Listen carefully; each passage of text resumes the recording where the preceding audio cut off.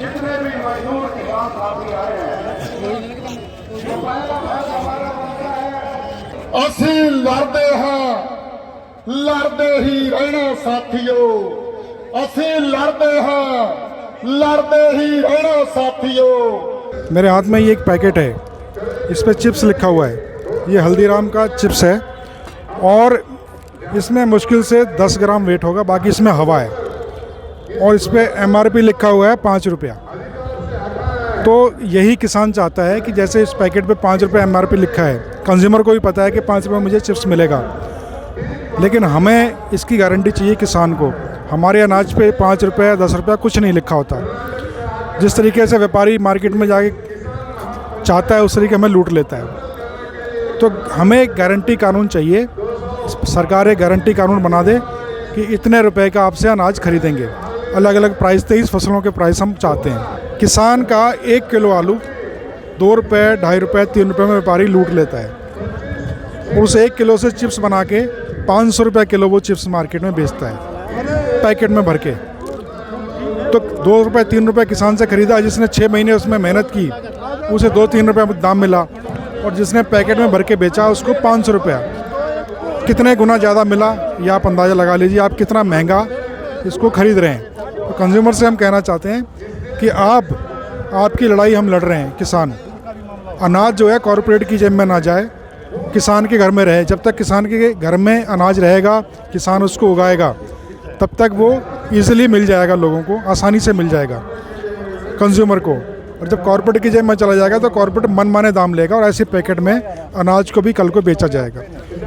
तो यही हमारी डिमांड है, सरकार से मांग है कि हमें MSP गारंटी कानून, मिनिमम सपोर्ट प्राइस आप बना के दो, उसकी एक गारंटी हो जाए, कानूनी गारंटी हो जाए।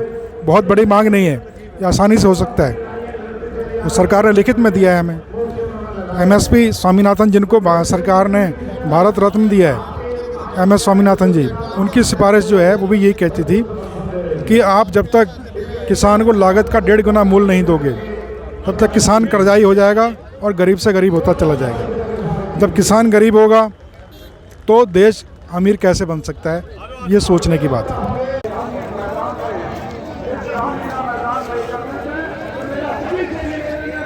आप वर्दी के बारे में पूछ रहे हैं। जवान कौन? किसान का ही तो बेटा है। आज उसका बेटा सरहद पे परेशान है, आपने अग्निवीर बना के छोड़ दिया है, उसको पेंशन नहीं है। आप जितनी बार चुने तो पेंशन है, और उसका बाप खेत खलिहान में है, वो अपने जो पैदा करता है उसका मूल्य मांगता है सबसे कम MSP, लेकिन आप देते नहीं हैं। और इसीलिए जब उसका बाप परेशान है तो उसका बेटा चाहे कहीं भी हो परेशान रहेगा ही। मैं वही 31 साल BSF में सर्विस किया, सरहद की सेवा करी। आज जब मैं चला तो अधिकारियों ने कहा था कि अब जाके जनता की सेवा करना, और मैं अपने बाप के साथ, किसानों के साथ, जो देश की आत्मा किसान, उनके साथ खड़ा वर्दी पहन के। जी, ये सरकार का ये जो टाइम पीरियड 5 साल का ख़त्म हो गया है। अभी एक केयरटेकर सरकार बनेगा, तो ये केयरटेकर सरकार अभी तक हमारा जो समझौता बनाया था लागू करने के लिए तैयार नहीं हुआ। पीछे 26 महीने का बाद भी जो 2021 9 दिसंबर को हमारा साथ उन्होंने समझौता बनाया था MSP के ऊपर और कर्जा माफ़ी का ऊपर, प्राइवेटाइजेशन ऑफ इलेक्ट्रिसिटी के ऊपर। ये 26 महीने में भी वो ऐसे नहीं किया, कुछ भी उन्होंने लागू नहीं किया। अभी वो करने वाला नहीं है, ये हमको ज़्यादा पता है। और अभी वो आंदोलन को ऊपर बहुत बड़ा पैमाने पे दमन कर रहा है। हमारा एक किसानों को उन्होंने गोली मार के मार डाला, और लखीमपुर केरी में जो किसानों को मार डाला है वो उसी व्यक्तियों को जो अजय मिश्रा तैनी है, उन्होंने फिर सीट दे रहा है। का मतलब उनको, किसानों को कोई भी आदर नहीं है। ये पूरा तानाशाह के रूप में काम कर रहा है। इसलिए सरकार से कैसे हमको कुछ सोच विचार कर सकता है, प्रतीक्षा कर सकता है, ये सरकार कुछ करेगा।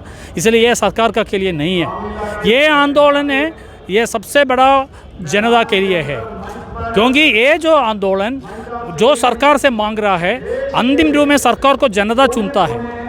इसलिए ये आने वाले दिनों में हमारा सबसे बड़ा आह्वान यहाँ है कि BJP को कड़ी विरोध करो, सारे किसान और मजदूर एकता बनो। और हम यहाँ से ये 2 बात कर रहा है, BJP को बड़ा विरोध करना, दूसरा हमारा सारे किसान का संघर्ष मजदूरों का संघर्ष एक एकताबद्ध जन संघर्ष का रूप में बदलो। वो मुद्दा आधारित आंदोलन है, इसलिए ये मुद्दा लोगों को इकट्ठा करता है। कोई राजनीतिक दल नहीं, कोई किसान संगठन नहीं, हमको अपना सीमा जानता हूँ, हम मुद्दा आधारित है, इसलिए किसान संयुक्त किसान मोर्चा को इतना भरोसा दे रहा है। ये सरकार फिर आने से किसान और मजदूर को कोई फ़ायदा बनने वाला नहीं है, इसलिए उसको फेंकना चाहिए। ये फेंकने का जिम्मेदारी किसान करने के मजदूर करेंगे, सारे जनता करेगा, ये देश को भविष्य होगा। ये हम आम जनता को बोलने के लिए महापंचायत बुलाया है। ये सैलाब हमें इंस्पायर कर रहा है कि इन्हीं की तरह हमें भी उठ खड़े होना चाहिए और अपने रेजिस्टेंस की आवाज़ को बुलंद करना चाहिए। ये हमें सिखा रहा है। ये मानते हैं कि कुछ वक्त पहले मोदी सरकार के घुटने टिका दिए थे इन्होंने 13 महीने के अपने स्ट्रगल के बाद, लेकिन मोदी जी ने जो वादे किए थे वो पूरे नहीं किए। MSP का वादा, लोन माफ़ी का वादा और टेनी वगैरह को सज़ा देने का वादा, और जो किसान खुदकुशी किए या जो गुज़र गए उनके लिए कुछ करने का वादा पूरा नहीं हुआ।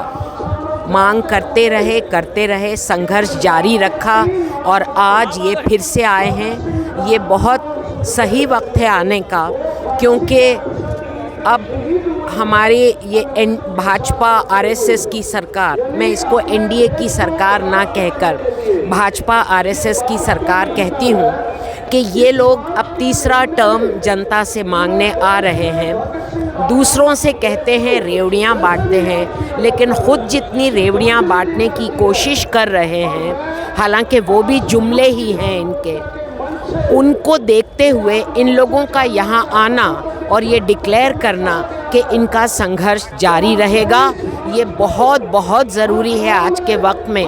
क्योंकि अगर दमन बढ़े तो उसी के लिहाज से रेजिस्टेंस, प्रतिरोध भी बढ़ते रहना चाहिए, और इसी तरह से हम दमन का ख़ात्मा कर सकते हैं। और मैं तो ये कहूँगी कि ये हमारा एक डिक्लेरेशन है, हमारा जनता का, कि ये प्रतिरोध जो है इस चीज़ का सूचक है कि 2024 में इनको वापस नहीं लाना है। जुमलाबाज सरकार को, जो अब जुमला ना कहकर, क्योंकि जुमला शब्द इनका बहुत बदनाम हो चुका है, तो अब वो इसको गारंटी बोल रहे हैं, तो ये गारंटी वाली सरकार को पूरी गारंटी के साथ हमें बिठा देना चाहिए और हमें उन लोगों को लाना चाहिए जो देश में एकता बरकरार रखें, देश में टूटन होने से बचाएं, देश में किसान, मजदूर, महिला, नौजवान सबको जो वादे इन्होंने किए थे